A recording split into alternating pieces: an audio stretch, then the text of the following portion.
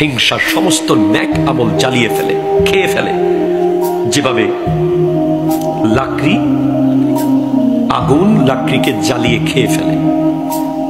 এই জন্য আজকে সিদ্ধান্ত নেন কি লাইলাতুল বরাতে দোয়া কবুল করাবেন না হিংসা করতে থাকবেন?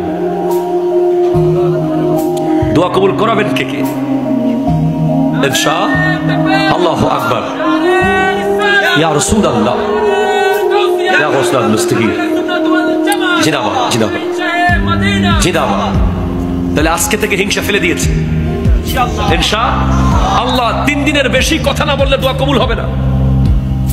3 দিন যদি কোনো মুসলমান ভাইয়ের সাথে শরীয়ী কারণ ছাড়া গাছের জন্য, বাঁশের জন্য, রাস্তার জন্য, বেগুন ক্ষেতের জন্য, আলু ক্ষেতের জন্য ঝগড়া লাগিয়ে রেখেছেন, 3 দিন কথা বলেন নাই, 4 দিনের পর থেকে আর দোয়া কবুল হবে না।